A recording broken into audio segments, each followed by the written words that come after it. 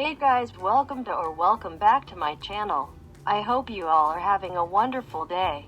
Today I will be going through position time graphs. Without any more talking, let's get started. There are two different types of motion graphs or graphs of motion, and the one I'll be talking about in this video is a position time graph. A position time graph, it represents distance or displacement. Because like the position over time, so like it shows you where it moves to and all that stuff. If I can write and talk that's not how you spell displacement, right? No, this is, I can't write and talk at the same time. Okay, so a position time graph represents distance or displacement because the graph tells you the position on the y-axis and over time on the x-axis.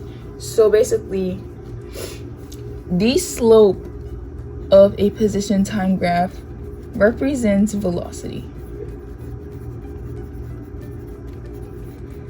And you might be asking, why does it represent velocity? Well, because the slope is rise over 1. Did I just say 1? Rise over run. And rise over run, like I just said, the y-axis is your position. So position, and then your x-axis is your time. Because don't forget, rise over run is y-axis over y-axis. So that equals position over time, which then equals the distance over time. And that is how you find velocity.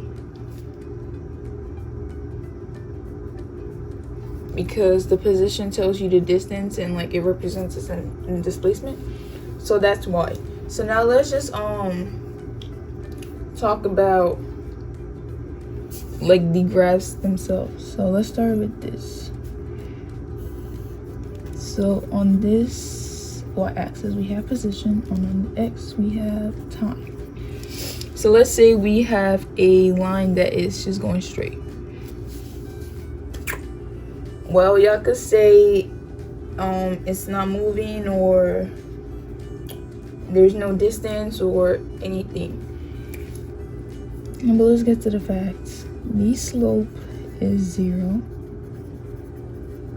because there is no distance being covered because the object is at rest. The velocity, therefore, is then 0 as well. Because if the slope is 0, then that is also 0. So, and if a position time graph looks like this, your object is at rest.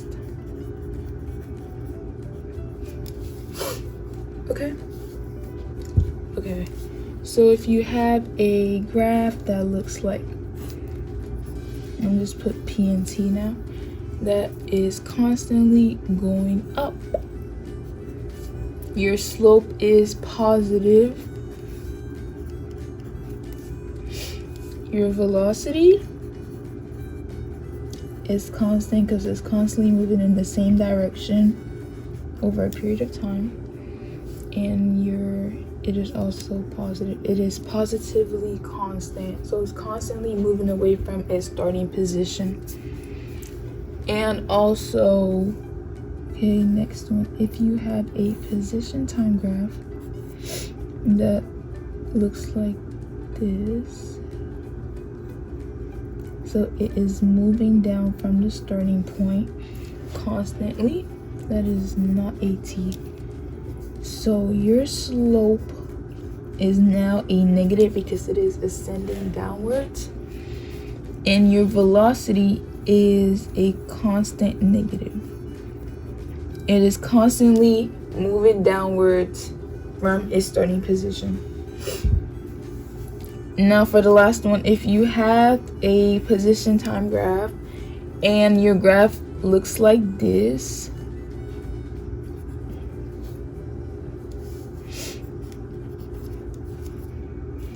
so your slope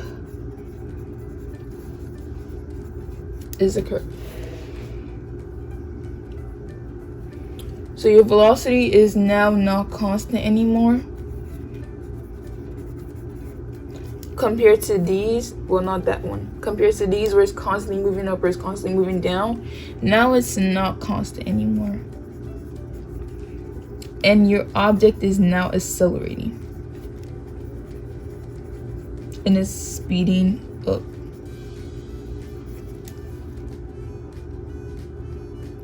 Because this is just like an exponential graph. So it starts off slow, steady, and then it just takes off and starts going fast. Okay, so I'm gonna make a table, not a table, like a little drawing or whatever to kind of show you guys and just kind of like expand a little bit more. Okay, so let's say you have this that is not straight. Okay, so on this y-axis it says position. And down this middle we're gonna set for time. We're gonna say this is 0, this are the positives, and these are the negatives. So let's say this line is A. This line starting right here is going to be B. And these are really bad because you can't really tell because, yeah. Okay, and let's say this is C. Let's say that this is D. And last but not least, we have E. Okay, so we have 5 different graphs. No, we have 5 different lines and stuff. Okay, so I'm gonna just go through it.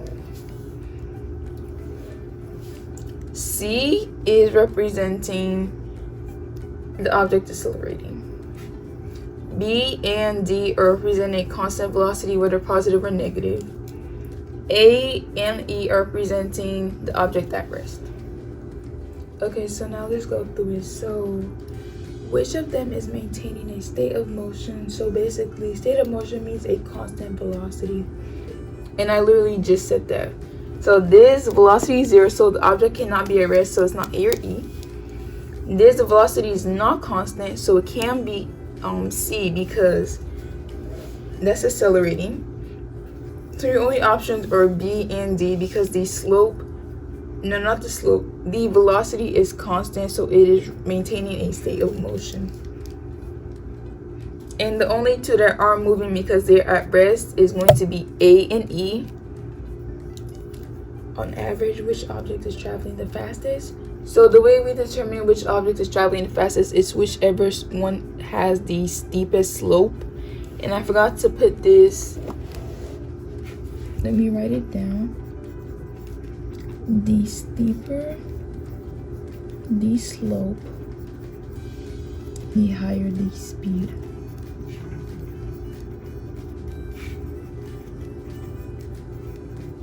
And this is a fast way to tell which object is moving the fastest when you don't have numbers to check it out yourself. So easy way is just to see whichever one has the steeper slope. That's the one that's going to be moving the fastest. So in this case, it would be B. My drawing probably doesn't really represent it as good as the picture. But in the picture, B had the steepest slope and therefore is traveling the fastest out of all of them. Okay, so on average, which moving object is traveling the slowest? And that would be D because it has a shallow slope compared to B. And don't forget, only B and D are moving, so those are only two you can compare. Okay, so which object has the greatest acceleration? The only one that was accelerating is C, so the answer has to be C. And that's it for position time graphs. Thank you for watching till the very end. I really do appreciate it. I hope you found this video helpful and learned a thing or two. Feel free to like, comment, and subscribe. Don't forget to turn on post notifications so you don't miss out on another upload. Bye guys.